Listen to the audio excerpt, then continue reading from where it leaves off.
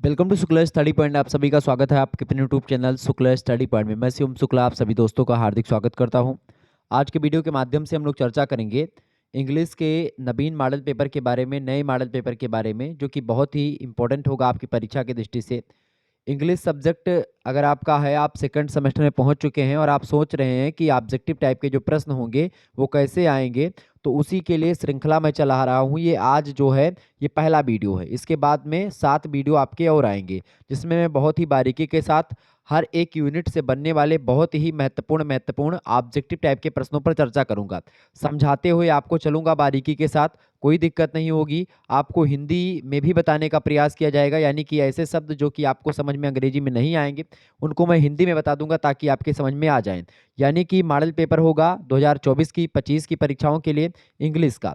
English की बात करें, अगर आप सेकंड सेमेस्टर में होते हैं बीए के, तो आपको इंग्लिश पोएट्री के बारे में पढ़ना होता है। ठीक है, क्या पढ़ना होता है? इंग्लिश पोएट्री पढ़नी होती है। इंग्लिश पोएट्री के यूनिट नंबर 1 से बनने वाले बहुत ही महत्वपूर्ण लगभग 28 ऑब्जेक्टिव टाइप के प्रश्नों पर आज के वीडियो के माध्यम से मैं चर्चा करूंगा बहुत ही बारीकी के साथ। आइए हम जानने का प्रयास करते हैं कि कौन कौन से प्रश्न ऐसे हैं जो कि आपकी परीक्षा की दृष्टि से इंपॉर्टेंट हैं। उन्हीं प्रश्नों को थोड़ा सा समझ लेते हैं हम। देखें, ऐसे ही प्रश्न आपकी परीक्षा में आएंगे तो आप लोग परेशान बिल्कुल भी ना हो। देखिए, पहला प्रश्न आपकी स्क्रीन पर आ चुका है। एन ओड इज रेयरली, मतलब कि जो ओड होता है वो कैसा होता है, या बोले तो शायद कभी होता है, मतलब कि कभी कैसा होता है, ये बताएं इसमें। तो ओड जो होता है ये कभी, अगर रेयरली की बात करें, कभी कभी होता है कि ये एक प्रकार से लयबद्ध हो जाए। लयबद्ध मतलब होता है जो है एक प्रकार से रिदमिक, यानी कि रिदम इसका जो होता है कभी कभी इसमें मिल सकता है। बाकी ये एक प्रकार से मुक्त छंद की रचना होती है, मुक्त छंद होता है जो ओड होता है। तो ode is rarely rhythmic. Option number इसका सी करेक्ट आंसर हो जाएगा। ओके, आगे बढ़ते हैं। अगला क्वेश्चन आपकी स्क्रीन पर आ चुका है, दूसरा प्रश्न। देखिए, an ode is now used for any, मतलब कि एक ओड का प्रयोग जो है किसके लिए किया जाता है? बताइए किसके लिए? ड्रामेटिक पोयम के लिए, या सोनेट के लिए, या जो है अनस्ट्रक्चर्ड पोयम के लिए, या serious lyric addressed to some person? तो इसका करेक्ट आंसर हो जाएगा serious lyric addressed to some person. इसके लिए प्रयोग किया जाता है। इसका मतलब होता है जो ये एक ओड होता है, इसका प्रयोग, या जो मुक्त छंद होता है इसका प्रयोग जो किया जाता है वो किसी व्यक्ति को संबोधित करने के लिए, कोई गंभीर गीत जो होता है उस दृष्टि से प्रयोग करते हैं। तो सीरियस लिरिक होता है एड्रेस टू सम पर्सन, यानी किसी व्यक्ति को संबोधित गंभीर गीत। एड्रेस्ड माने होता है संबोधित, तो किसी व्यक्ति को सम पर्सन यानी किसी व्यक्ति को एड्रेस्ड यानी कि संबोधित एक गंभीर गीत होता है, सीरियस लिरिक होती है कौन? एक ओड। ठीक है, तो ऑप्शन नंबर इसका डी करेक्ट आंसर हो जाएगा। तीसरा क्वेश्चन आपसे बन सकता है एग्जाम में। प्रश्न बढ़िया है। प्रश्न है an elegy is a part of. An elegy is a part of, मतलब कि जो एलगी होता है, एलगी मतलब होता है शोक गीत। ठीक है, तो एक शोक गीत जो है इसका एक भाग है। किसका एक भाग है इनमें से? चारों ऑप्शन में से एन एलगी यानी एक algae is a part of, इनमें से किसका एक भाग है? पर्सनल और लिरिक पोएट्री का, सोनेट का, या इम्पर्सनल पोएट्री का, या ड्रामेटिक मोनोलॉग का? बताएं, फटाफट से आप बताने का प्रयास करेंगे। An elegy is a part of personal और जो है लिरिक पोएट्री। ऑप्शन नंबर इसका ए करेक्ट आंसर हो जाएगा, यानी कि व्यक्तिगत, या लिरिक पोएट्री मतलब होता है गीतात्मक या गीतात्मक जो कविताएं होती हैं वो कविताएं। ठीक है, जो आप गा सकें। तो एलगी जो होता है एक गाथा गीत, इसको मतलब सॉरी शोक गीत बोलते हैं। एक गीतात्मक कविता होती है, या व्यक्तिगत या गीतात्मक कविता आप बोल सकते हैं। ऑप्शन नंबर इसका ए करेक्ट आंसर होगा।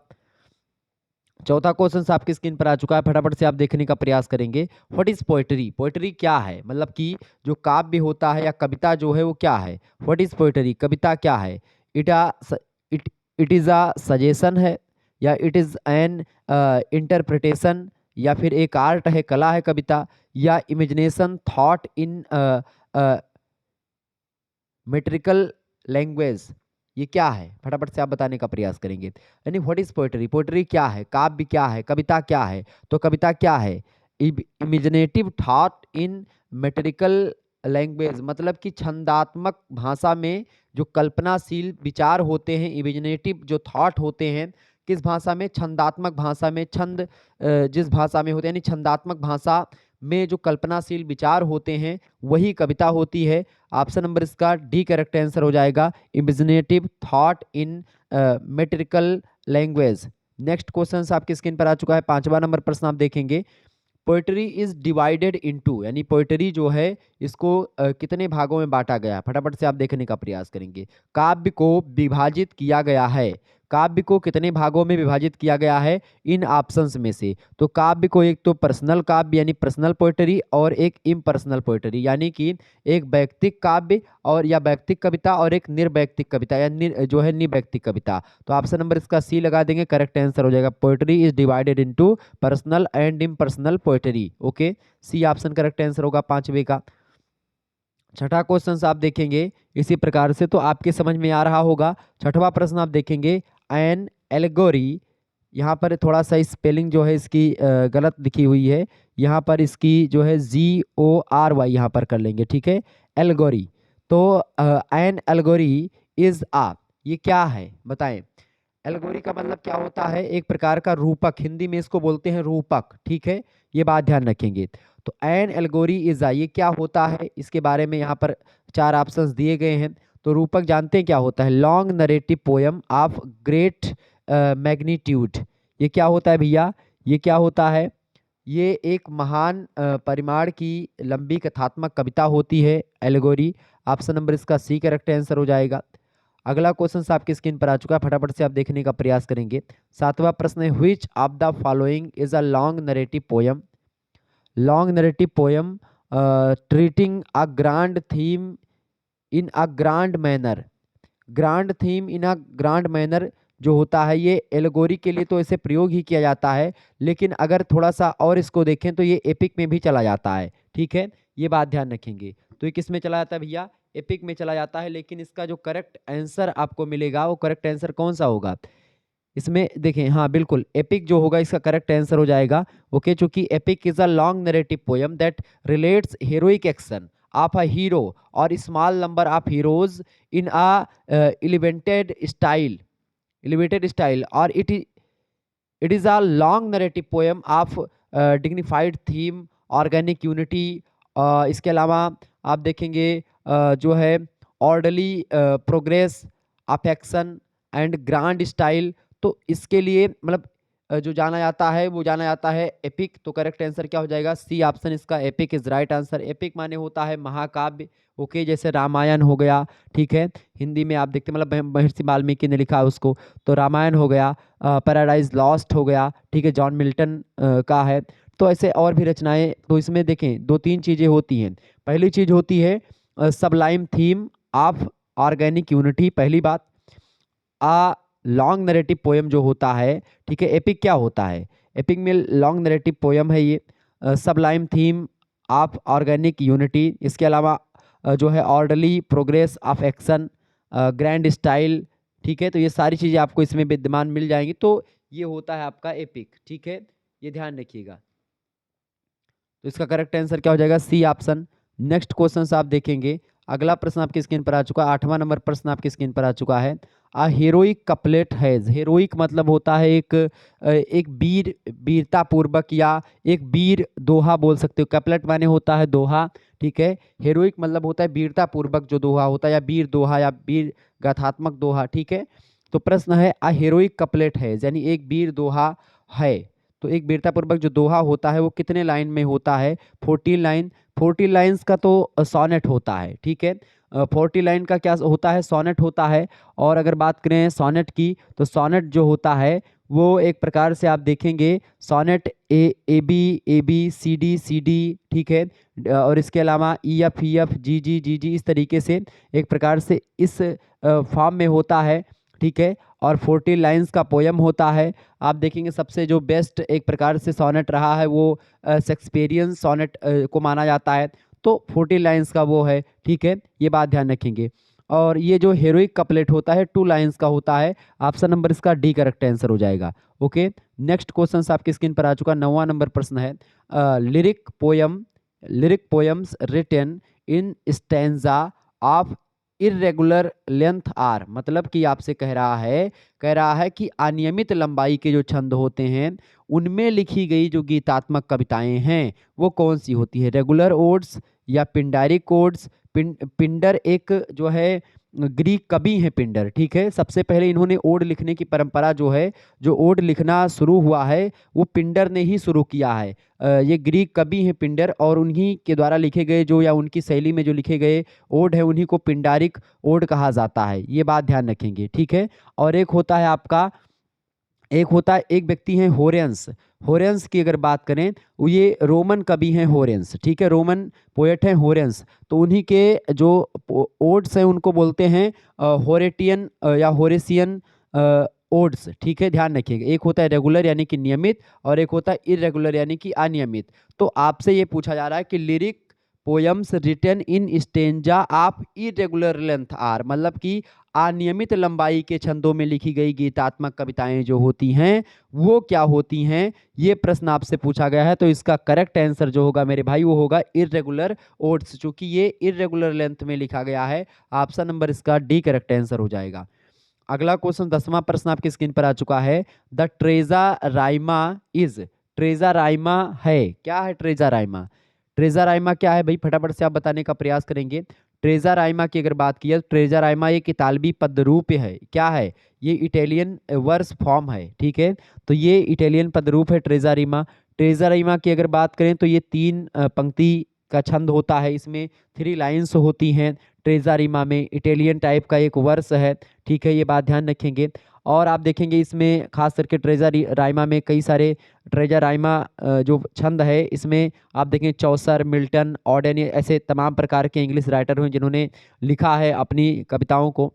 अच्छा, इसमें देखेंगे 3 पंक्तियों का छंद होता सॉरी, ट्रेजा राइमा जो होता है 3 पंक्तियों का छंद होता है, और प्रत्येक पंक्ति की अगर बात की जाए तो 11 अक्षर एक पंक्ति के अंदर होते हैं, ठीक है, ये बात ध्यान रखेंगे।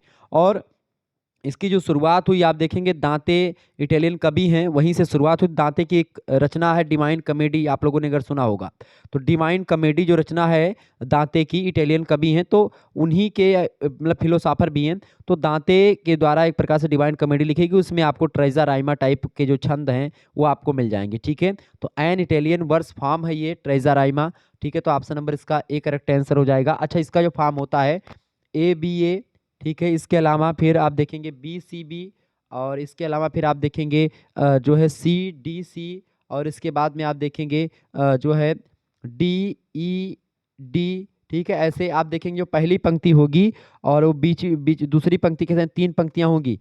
पहली होगी, फिर उसके बाद में एक दूसरी पंक्ति होगी, फिर पहली पंक्ति आ जाएगी, फिर दूसरी पंक्ति। तो इस तरीके से यानी कि एक बीच में पंक्तियां जो होगी वो थोड़ा सा आगे की होगी, बाकी दोनों सेम होगी, ठीक है। आगे देखेंगे दूसरा, मतलब 11वां प्रश्न आपकी स्क्रीन पर आ चुका है। A pair of 2 lines rhyming together is, यानी कि प्रश्न आपसे कर रहा है कि एक साथ तुकबंदी करने वाली 2 पंक्तियों की एक जोड़ी जो होती है उसको क्या कहते हैं? उसको हेरोइक कपलेट, अभी मैंने आपको बताया था हेरोइक कपलेट जो होता है, ठीक है, ये बात ध्यान रखेंगे। तो a pair of 2 lines rhyming together is heroic couplet, correct answer हो जाएगा ए ऑप्शन, ठीक है, ध्यान रखिएगा। अगला क्वेश्चन से 12वां नंबर प्रश्न है। अ सोनेट इज अ, एक सोनेट है, एक सोनेट क्या है? एक सोनेट जो होता है वो क्या होता है भैया? अ, फटाफट से आप बताने का प्रयास करेंगे। A sonnet is a 14 lines poem, कितने का? 14 लाइनों की एक जो है कविता होती है, जो सोनेट होता है। आप देखेंगे सबसे बढ़िया सोनेटकार जो है आपको मिल जाएंगे, उनका नाम आप सभी लोग जानते होंगे, शेक्सपियर, ठीक है। तो आप 14 लाइन्स पोयम की अगर बात की जाए, अच्छा, जो सोनेट की उत्पत्ति है ये एक प्रकार से वैसे तो 13वीं शताब्दी में होती है। 13वीं शताब्दी में एक व्यक्ति थे जियोकोमो द लेटिनी, जियोकोमो द लेटिनी ने 13वीं शताब्दी में एक प्रकार से सोनेट की उत्पत्ति करी, ठीक है, ये बात ध्यान रखेंगे। और इटली के ये थे, ये बात भी ध्यान रखेंगे, ओके। बाद में भी पेटार्क वगैरह आते हैं और वो एक प्रकार से 14वीं शताब्दी में अच्छे तरीके से सोनेट के बारे में बताते हैं। अगला प्रश्न आपकी स्क्रीन पर आ चुका, सोनेट ओरिजिनेटेड इन, सोनेट की उत्पत्ति कहाँ से हुई है? इनमें से कहाँ हुई है? लंदन में, ऑस्ट्रेलिया में, ग्रीक में, या फिर इटली में? तो sonnet originated in Italy, Italy में इसकी उत्पत्ति हुई है। मैंने बताया उन व्यक्ति का क्या नाम है, कवि का जियोकोमो द लेटिनी नाम है। 13वीं शताब्दी की बात मैं कर रहा हूँ, 13वीं शताब्दी में सोनेट की उत्पत्ति होती है, लेकिन एक व्यवस्थित उत्पत्ति की अगर बात करें तो 14वीं शताब्दी में आकर के होती है, लेकिन अगर पूछेगा तो 13वीं शताब्दी ही आप लगाएंगे। 14 नंबर प्रश्न है, हु इज द ओरिजिनेटर आप सोनेट, यानी सोनेट का उत्पत्ति करने वाला जो है इनमें से कौन है? 14वें करेक्ट आंसर क्या हो जाएगा? फटाफट से आप बताने का प्रयास करेंगे। यानी कि हु मतलब किसने किया, कौन मतलब की उत्पत्ति किसने की, किसके द्वारा हुई है सोनेट की? तो यहाँ पर देखेंगे इनका नाम नहीं, जियोकोमो द लेटिनी का नाम नहीं दिया है, यानी यहाँ पर पेटार्क की बात करें तो पेटार्क ने एक प्रकार सोनेट की उत्पत्ति करी व्यवस्थित रूप में। तो ऑप्शन नंबर इसका ए करेक्ट आंसर हो जाएगा। अगला क्वेश्चन आपसे स्क्रीन में पूछा जाएगा कि सोनेट ओरिजिनेटेड इन किस मतलब कितनी मतलब कौथी सेंचुरी में हुआ? तो सोनेट की उत्पत्ति अगर बात करें तो वैसे तो 13वीं शताब्दी में हुआ, लेकिन व्यवस्थित रूप से 14वीं शताब्दी में माना जाता है। ये बात आप ध्यान रखेंगे। तो इसका करेक्ट आंसर होगा सी ऑप्शन। अगला प्रश्न आप देखेंगे, अगला प्रश्न आपकी स्क्रीन पर आ चुका 16वां number. Petrarch first wrote a sonnet, Petrarch एक कवि हैं, ठीक है, जिन्होंने एक प्रकार से क्या करी थी, मतलब सोनेट को लिखने का प्रारंभ किया था। रोम के कवि हैं, अच्छा, रोम के कवि पुरस्कार के ताज से नवाजे भी गए थे ये 1341 ईस्वी में। 1341 में इनको रोम के सर्वश्रेष्ठ कवि का सम्मान भी मिल चुका है पेटार्क को, ठीक है। तो Petrarch first wrote a sonnet to express his love for, तो इनकी मतलब कि एक तरफा प्रेम करते थे, उनका नाम था लारा, ठीक है। तो हिज लेडी लव लारा, जिससे वो प्रेम करते थे उसी पर इन्होंने लिखा। ये बात ध्यान रखें। वैसे सोनेट की अगर बात करें, सोनेट को जो है सुनने में मुझे एक शब्द याद आ गया, सोनेट। सोनेट शब्द की बात की है तो एक इटालवी शब्द है, ये इटालियन शब्द है। कैसा शब्द है? इटालवी शब्द है, यानी कि इटालियन शब्द है सोनेट। तो सोनेट की अगर बात करें, सोनेट वैसे अंग्रेजी में जो बना है वो किससे बना है? इटालवी शब्द एक है सोनेटो, सोनेटो से बना हुआ है सोनेट। किससे बना भैया? सोनेटो शब्द से बना हुआ है सोनेट। सोनेटो का मतलब क्या होता है? छोटा गाना, ठीक है। सोनेटो का मतलब क्या होता है? छोटा गाना एक होता है, और एक और शब्द है आपका सोनो, ठीक है, सोनो। तो सोनो का मतलब क्या होता है? एक ध्वनि टाइप की, ठीक है। ये बात ध्यान रखेंगे। तो उसका भी मतलब एक प्रकार से सोनेट से लगाया जाता है। तो एक छोटा गाना या उसी को बोलते हैं सोनेट, ठीक है। अच्छा, ये सोनेट जो होता है अक्सर प्यार पर लिखा जाने वाला एक प्रकार से जो रचना है वो है सोनेट, ठीक है। लेकिन बाद के कवियों ने प्रकृति, मृत्यु और राजनीति को भी आधार बना करके सोनेट को लिखा है। क्लियर? ये बात ध्यान रखेंगे। आगे देखेंगे, अगला क्वेश्चन आपकी स्क्रीन पर आ चुका है, 17वां नंबर प्रश्न है। अ narrative poetry is, a narrative poetry is, फटाफट से आप बताने का प्रयास करेंगे। नरेटिव पोएट्री का मतलब क्या होता है? इस प्रश्न के आपके बाद, Petrarch first wrote a sonnet to express his love for, मतलब कि जो पेटार्क थे उन्होंने सबसे पहले अपना प्यार व्यक्त करने के लिए एक सोनेट लिखा था। तो किसके ऊपर लिखा था? हिज लेडी लव लॉरा के ऊपर लिखा था, ठीक है, लॉरा। आगे देखेंगे, आ नरेटिव पोएट्री इज, यानी कि एक कथात्मक काव्य है। एक कथात्मक काव्य क्या है? सब्जेक्टिव या आप प्रोज स्टोरी इन वर्स, या पोएट्री थ्रू करेक्टराइजेशन, या फिर आ लिरिक। तो इसका करेक्ट आंसर हो जाएगा, जो एक कथात्मक काव्य है वो पद्य में एक गद्य कहानी है, यानी a prose story in verse. Option number इसका बी करेक्ट आंसर हो जाएगा। एक प्रोज में यानी एक गद्य मतलब पद्य में एक गद्य कहानी होती है नरेटिव पोएट्री में। अगला प्रश्न है 18वां नंबर प्रश्न आप देखेंगे। An ode subject matter is generally, मतलब कि एक कथात्मक मतलब कि एक ओड की जो विषय वस्तु होती है आमतौर पर कैसी होती है? एक जो ओड होता है उसकी जो विषय वस्तु होती है आमतौर पर कैसी होती है भैया? फटाफट से आप बताने का प्रयास करेंगे। तो आमतौर पर जो है डिग्निफाइड और जो है एक्सटॉलेट मतलब कि एग्जॉल्टेड होती है, मतलब कि एक प्रकार से बोले तो डिग्निफाइड का मतलब होता है प्रतिष्ठित, ठीक है। और जो है एग्जॉल्टेड का मतलब होता है ऊंचा, प्रतिष्ठित या ऊंचा होता है विषय वस्तु जो होती है, बड़ी होती है। And odds subject matter is generally जो है डिग्निफाइड और एग्जॉल्टेड, ठीक है। तो इसका करेक्ट आंसर क्या हो जाएगा? C option. नेक्स्ट क्वेश्चन आपकी स्क्रीन पर आ चुका है, 19 नंबर देखेंगे। The first English poets to introduce the English sonnet were, यानी कि आपसे यहाँ पर प्रश्न कर रहा है कि अंग्रेजी सोनेट पेश करने वाले पहले अंग्रेजी कवि कौन थे? बताइएगा, पहले अंग्रेजी कवि जो है कौन थे अंग्रेजी सोनेट पेश करने वाले?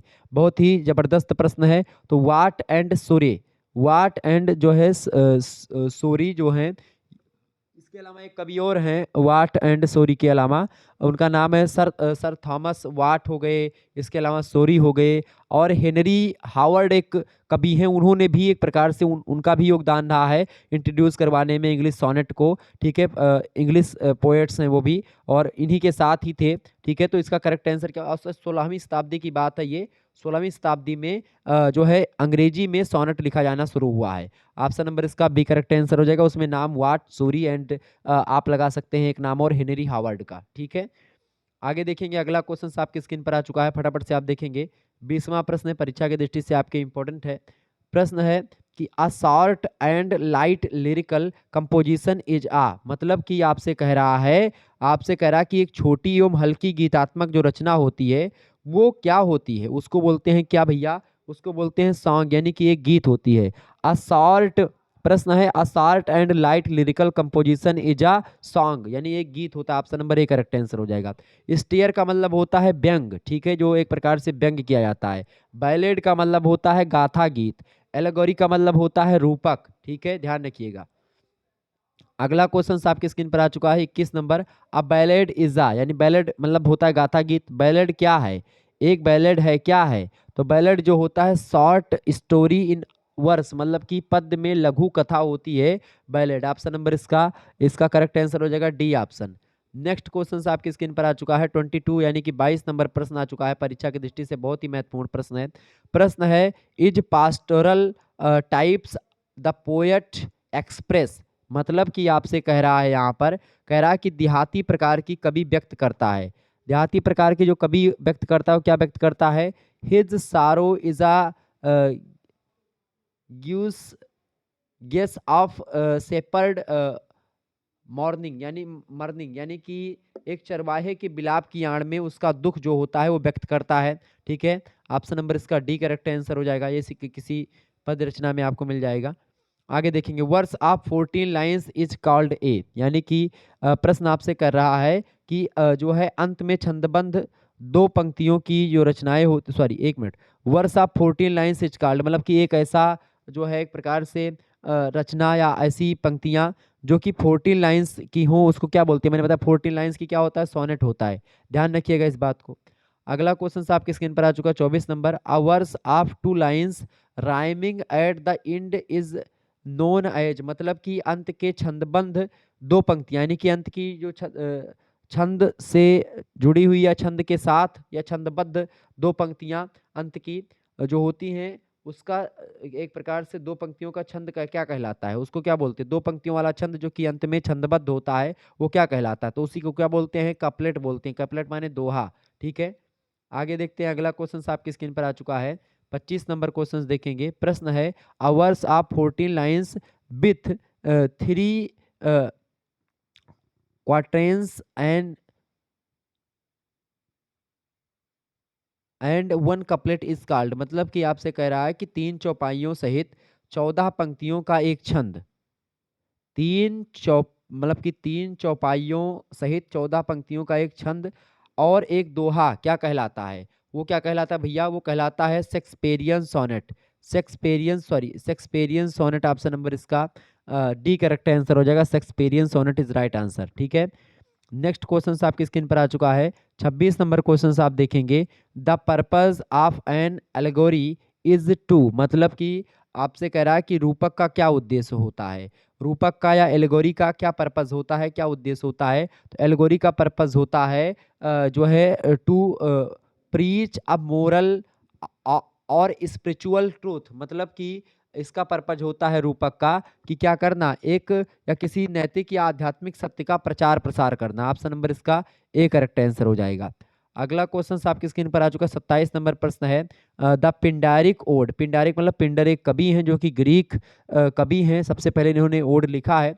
तो the Pindaric ode was further practised after some modifications by the Roman poet, मतलब कि जो पिंडारिक पोएट है या सॉरी पिंडारिक जो ओड है, पिंडारिक ओड को रोमन कवियों के द्वारा कुछ संशोधन किया गया है उस पिंडारिक ओड में और उसके बाद में आगे प्रचलित किया गया। तो उन कवियों का नाम, उस कवि का नाम क्या है, वो रोमन पोएट कौन से हैं रोमन पोएट, तो उसका नाम है होरेंस।